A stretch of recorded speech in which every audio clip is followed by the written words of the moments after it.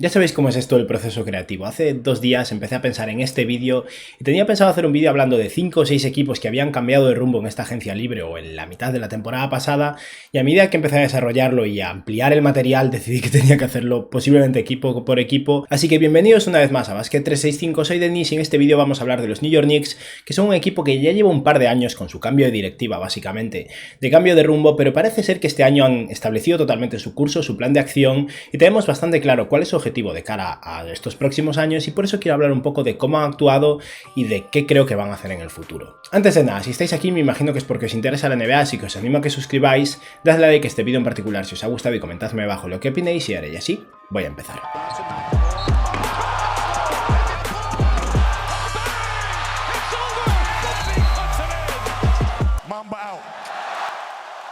Un aviso previo, mañana lunes pretendo streamear por la noche, no tengo clara la hora, lo anunciaré después en el canal, pero posiblemente a las 9, 9:30 o algo así, hora española, y lo que quiero hacer es hablar sobre Ben Simmons, que es un jugador que al final no ha sido intercambiado de momento y está claro que va a tener que ser intercambiado, si no al principio de la temporada, durante la temporada, así que quiero en directo plantearos poco a poco a todos los equipos que podrían tener realmente interés en Ben Simmons y que veamos juntos qué podrían conseguir a cambio de Ben Simmons o qué posibles intercambios son realistas. Así que si queréis en este vídeo plantearme algunos intercambios para Ben Simmons, podríamos luego verlo en el directo de mañana. Y bueno, ahora ya sí vamos a hablar de los Knicks. Los Knicks llevaban años queriendo esa futura estrella después de perder a Carmelo Anthony, a la que iban a firmar con un max contract, teniendo margen salarial cada año y siendo un equipo muy malo durante todo ese proceso, lo que hacía que las estrellas no quisieran ir. El máximo exponente fue el momento en el que Kyrie Irving y Kevin Durant podrían haberse ido a los Knicks y decidieron irse a los Nets. Después de eso decidieron un cambio de rumbo, llegó Leon Rose a la directiva y las cosas están yendo mejor. El año pasado los Knicks nos sorprendieron y llegaron a playoffs, y lo que han decidido es apostar por la continuidad, pero continuidad con flexibilidad. Hasta ahora los Knicks, para mantener su margen salarial,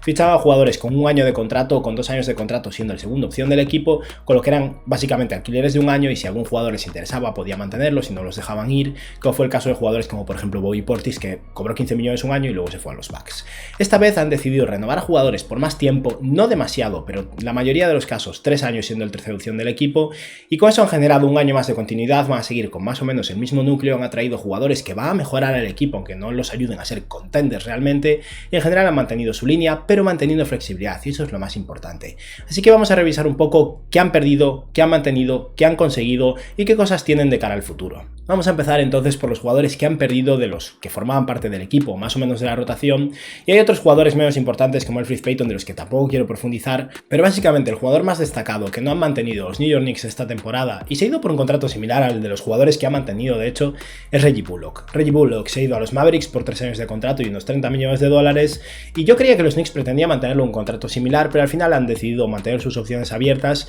y renovar a otros jugadores. Me parece legítimo, tampoco me hubiera parecido mal que mantuviera a Reggie Bullock si podían conseguir ese contrato de 30 años, siendo el tercer año no garantizado. Si no recuerdo mal, no es lo que ha pasado en Dallas, así que tal vez Bullock simplemente quería más dinero garantizado y por eso no llegaron a un acuerdo, pero Reggie Bullock se irá de los Knicks, lo cual empeora un poco el equipo a nivel de tiro y de defensa, pero también han conseguido cosas interesantes para sustituirlo. Y por otra parte, es mucho más secundario, pero a día de hoy Frank Ntilikina no tiene equipo, pero es un jugador que fue una elección alta de draft, acaba de terminar su 4º año, es muy buen defensor, pero muy malo en todo lo demás a día de hoy, y los Knicks acaban de renunciar a sus derechos como agente libre restringido. Aún cabe la posibilidad de que vuelva por la mínima a los Knicks, en el momento que estoy grabando este vídeo no ha pasado, pero si lo recuperan será por muy poco dinero, y si se va pues será una pérdida bastante menos importante que Reggie Bullock.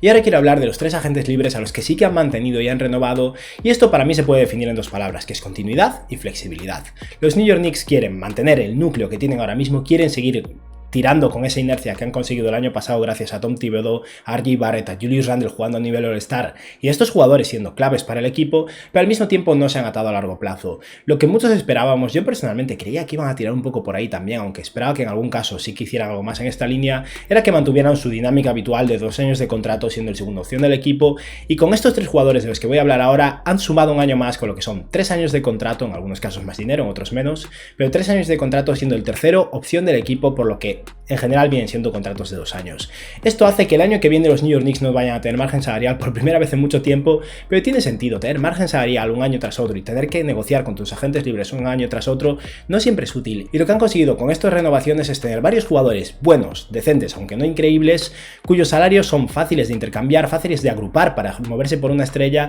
y en general salarios que no van a ser una carga a largo plazo porque en 2 años se terminan. El agente libre más importante que ha mantenido es Derrick Rose, con un contrato que a mí me ha parecido excesivo, es verdad, lo mencioné en mi vídeo anterior, pero Rose estará cobrando unos 14 millones de dólares por año por 3 años en el tercero no garantizado. También han mantenido a Alec Burks como ese anotador desde el banquillo que les ayudó mucho en playoffs por 30 millones de dólares y 3 años, o sea, realmente menos de 20 millones de dólares garantizados, porque han conseguido negociar bastante bien de cara a tener algún bonus por rendimiento que podrían no llegar a conseguir sus jugadores. Y por último han mantenido a Nerlens Noel, que tiene bastantes bonus en ese aspecto, y su contrato inicialmente parecía que iba a ser de 3 años 32 millones de dólares. Al final es más probable que, sobre todo si lo cortan en el último año, acaben siendo solo 2 años 18 millones de dólares, o sea que una vez más 3 contratos en torno a los 10 millones, un poco más en el caso de Derrick Rose, un poco menos en el caso de Burks y Noel, fáciles de sumar, fáciles de intercambiar, que no va a pesar mucho a largo plazo, y 3 jugadores que van a contribuir al mismo tiempo, o sea que mantienen, como decía, la continuidad y la flexibilidad. Pero la pieza más clave de toda esta continuidad, y que yo no tenía claro que fueran a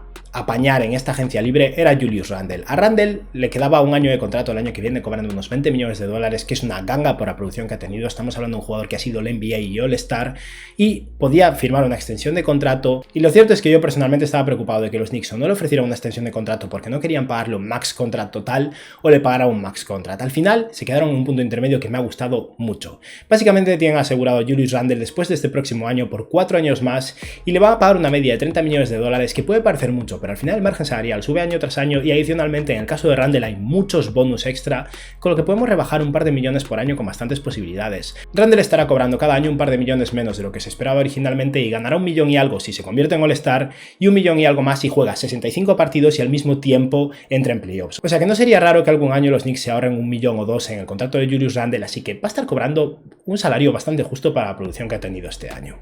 Randle esta temporada promedió 37,6 minutos de juego por partido, que es lo máximo que jugó nadie por partido en esta temporada pasada, algo muy tontíbedo, y en esos casi 40 minutos de juego promedió 24 puntos y 10 rebotes, fue el jugador más mejorado de la temporada por un motivo. El desarrollo de Randle fue totalmente inesperado y realmente sorprendente, y la clave de que los Knicks llegaran a playoffs, independientemente de que hubiera otras cosas que funcionaran. Promedió 6 asistencias por partido, algo que nadie esperaba, 5,5 triples intentados con un 41% de 3, números de élite, cosa que no fue capaz de mantener en playoffs. Supongo que la presión y el hecho de que lleve poco tiempo con esta continuidad como tirador puedan influir. A la larga creo que Randle no va a ser un triplista de 41%, pero con que tire por encima del promedio con su nivel de producción, con su físico y su capacidad, es más que decente, y promedió también un 46% en tiros de campo. Julius Randle solo tiene 26 años, se lo han asegurado hasta el principio de sus 30 años, con lo que van a tener a Julius Randle asegurado durante la mejor etapa de su carrera, probablemente, a menos que haya alguna lesión o algo así, esperemos que no, y me parece algo muy positivo para los Knicks. Un contrato de unos 20 y algo millones de dólares, que ni siquiera va a tocar los 30 millones de dólares, independientemente de lo bien que produzca durante muchos años,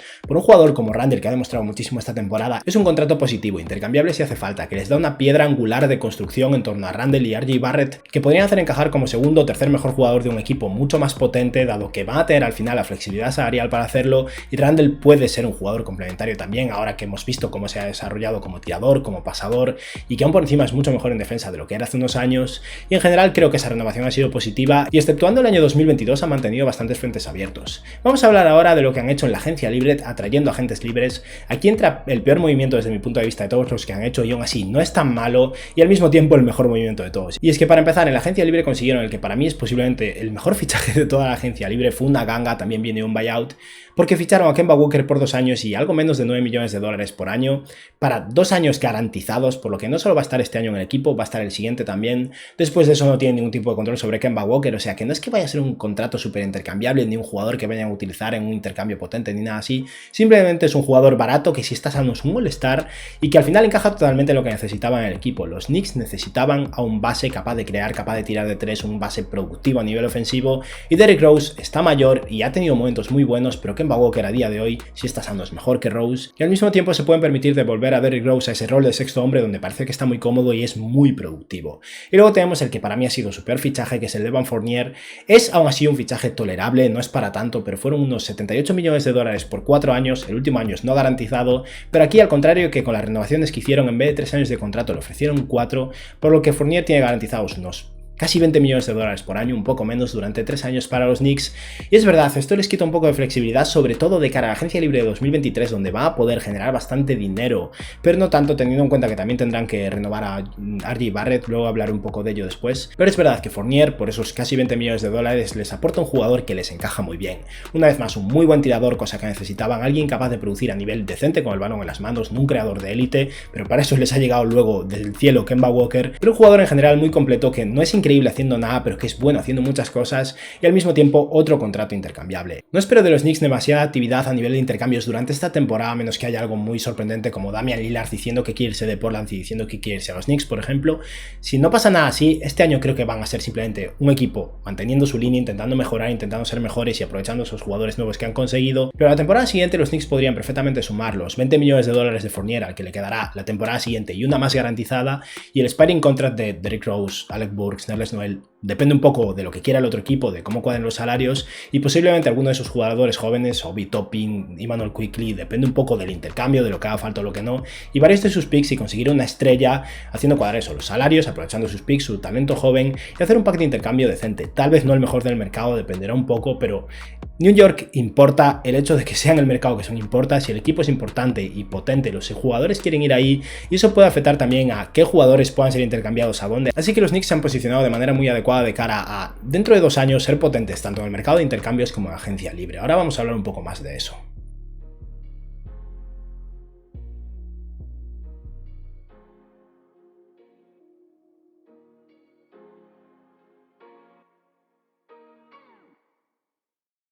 Pero primero quiero hablar del draft que han tenido este año, porque ha sido un draft muy curioso. ¿Por qué? Porque han seleccionado 4 jugadores y en todos estos casos lo que han buscado, desde mi punto de vista, son roleplayers y jugadores complementarios. Depende un poco de lo que busca cada equipo, pero un equipo como los Knicks, que no tiene a su superestrella a día de hoy, normalmente intenta ir a por todas en el draft o a por algo que realmente necesiten. Los Knicks no han ido por eso, han ido por jugadores que hacen bien su trabajo, que puede que sean buenos jugadores complementarios, tal vez titulares decentes en un equipo competitivo, tal vez jugadores sólidos de banquillo. Y con esto, una vez más, lo que parece es que los Knicks lo que están intentando es preparar el equipo ideal para que llegue una superestrella y esté ya rodeada de los jugadores adecuados. En este draft, los Knicks con el pick 25 draftearon un jugador que se esperaba que cayera a la segunda ronda, al principio de la segunda ronda, en Quentin Grimes, que es un 3&D prototipo. No es una estrella, no es un jugador que nadie espere que vaya a ser buenísimo, nunca se sabe, hay jugadores que nos sorprenden, pero Quentin Grimes es un escoltalero alto, bueno a nivel defensivo y capaz de tirar de 3. ¿Eso qué es? Un jugador complementario muy bueno, que va a cobrar muy poco durante 4 años y puede ser una pieza de intercambio o puede ser un jugador que se quede en el equipo y complemente a quien sea que consigan a la larga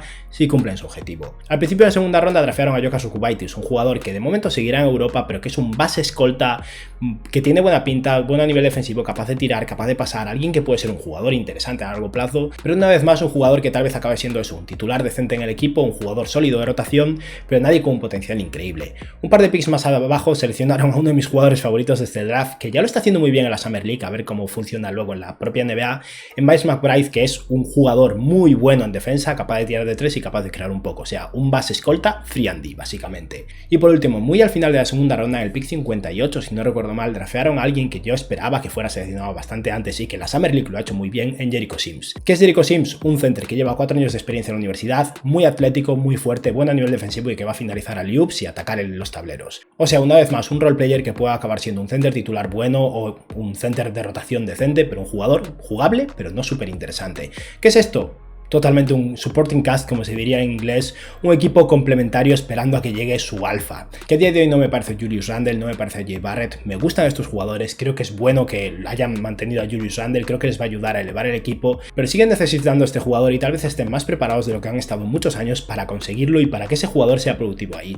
Recordemos que cuando los Knicks consiguieron a Carmelo Anthony, vendieron la mitad del equipo para conseguirlo y llegó Carmelo Anthony y estaba solo. No creo que esta vez vaya a pasar lo mismo con los Knicks porque parece que están haciendo las cosas de manera muy inteligente y tienen un equipo muy profundo a nivel de jugadores complementarios. Vamos a hablar ahora entonces de qué tienen los Knicks, aparte de los jugadores que ya conocemos, de cara a hacer un intercambio a nivel de drafts y qué flexibilidad salarial van a tener. En lo que respecta a las selecciones de primera ronda, los Knicks tienen todos sus picks, lo cual es algo muy interesante siempre de cara a hacer un intercambio potente, y aún por encima tienen un par de elecciones extra. Tienen el pick de los Hornets del año que viene, que está protegido de las selecciones 1 a 18. En el caso de que no lo consigan el año que viene porque los Hornets no sean lo suficientemente buenos, y a mí no me sorprendería que los Hornets no entren en el top 10 de mejores mejores equipos en temporada regular, así que puede que no lo consigan. Ese pick todavía lo tendrían bajo control durante un par de años más protegido en lotería, o sea que mientras que los Hornets en los próximos 3 años consigan entrar en playoffs una vez, su pick se irá un año para los New York Knicks. Y adicionalmente tiene la elección de 2023 de los Dallas Mavericks, que está protegida en el top 10, y teniendo en cuenta que tiene a Luka Doncic, los Mavericks no van a ser un equipo de lotería. O sea que los Knicks tienen el pick de los Mavericks de 2023,